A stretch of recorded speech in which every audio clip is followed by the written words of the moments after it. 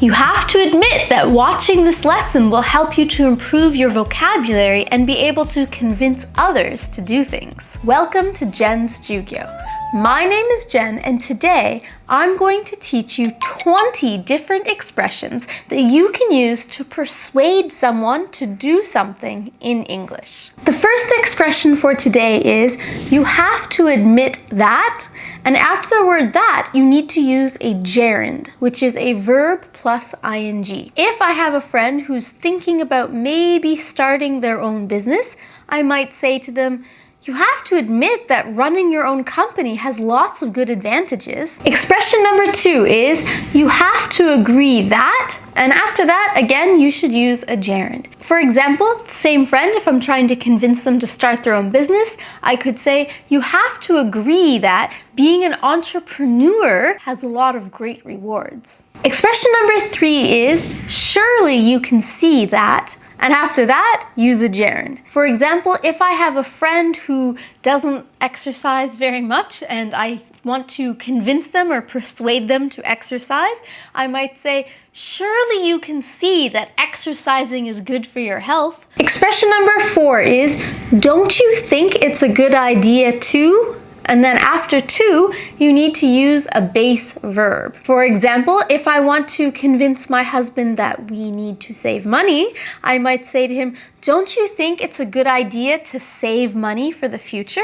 Expression number 5 is, doesn't the idea of gerund sound good to you? For example, if I really want to go on a vacation, but my husband's busy working all the time, I could say to him, doesn't the idea of taking time off work sound good to you? Or doesn't the idea of relaxing on a beach sound good to you? Expression number 6 is, I'm certain you won't regret. After the word regret, it's very common to have one of 3 things. I'm certain you won't regret it. Or, I'm certain you won't regret this. Or, I'm certain you won't regret plus a gerund. If one of my friends needs help moving, I might say to another friend of mine to convince them to help that person, I'm certain you won't regret this. We should help. I'm certain you won't regret it if we help them move.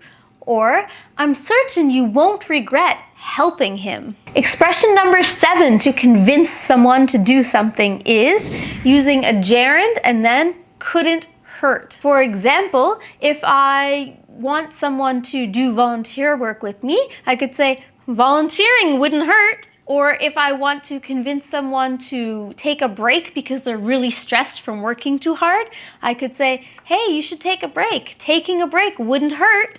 Expression number 8 is gerund won't kill you. And at the end of this expression, we often also add you know. The you know part is optional. For example, my mom hates to try new food. But if I'm eating something really delicious and I offer it to her and she's like, no, I've never tried that. I don't want to try it. I could say, trying new foods won't kill you, you know. Or eating this won't kill you, you know. Experiencing something new won't kill you, you know. Expression number 9 is, go on, there's nothing to worry about. Go on, there's nothing to worry about. This is a good expression to use when someone might be a little bit apprehensive in doing something. For example, maybe I have a male friend of mine and he wants to ask a girl out.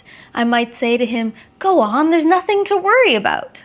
Expression number 10 is, think of what you have to gain. Think of what you have to gain. This is a great expression to use when someone thinks they want to do something but then are worried that it might not be the best choice for them. For example, I have a friend who's really shy and doesn't really like meeting other people, but they're single and want to have a boyfriend. So if I invite them to a party and they try to back out, no, come on, think of what you have to gain. You can make new friends, have some fun, maybe meet someone special. Think of what you have to gain. Expression number 11 is trust me, and then use a noun or a gerund is for the best. Trust me, it's for the best. Trust me, this is for the best. If I have a friend who broke up with her boyfriend and is feeling sad, but none of our mutual friends liked the guy, I could say, Trust me, breaking up with them is for the best. You can do so much better. Expression number 12 is don't knock it till you've tried it. So in this case, the idiom basically means you shouldn't look down on something unless you've experienced it yourself. Or don't refuse trying to do something new until you've actually tried it and can judge whether or not it's good or bad. I sometimes use this example when people criticize me for what I like to do with pizza. Personally, I really enjoy putting peanut butter on pizza.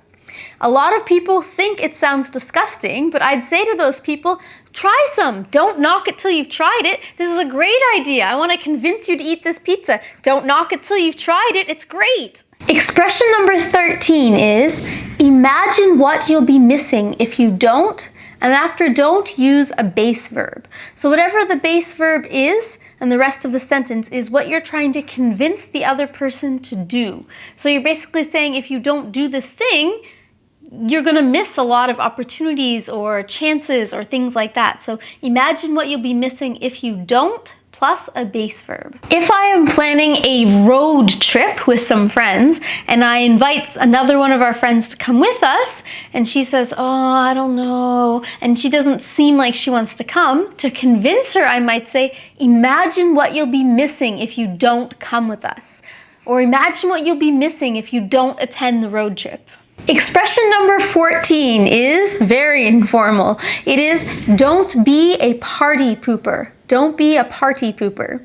If someone is a party pooper, it means that they make something that is usually fun and enjoyable unenjoyable and makes it sound like it's a terrible idea. So if you want to convince someone to do something with you, you can say, come on, don't be a party pooper. Expression number 15 is don't be a stick in the mud.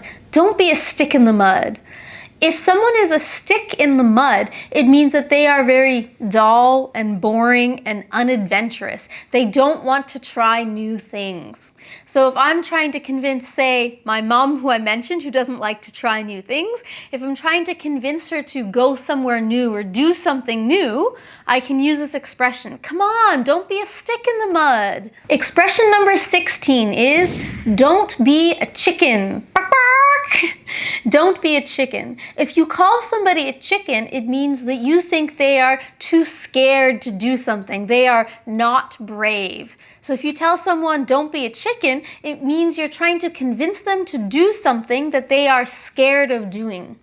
So like in a previous example, if there is a friend of mine who's a guy and wants to ask out this girl, and he's like, oh, I don't know, what if she says no? Come on, don't be a chicken. Expression number 17 is, come on, you gotta, and then use a base verb. Again, this is very formal because gotta is how got to sounds. And got to basically means you have to do this thing.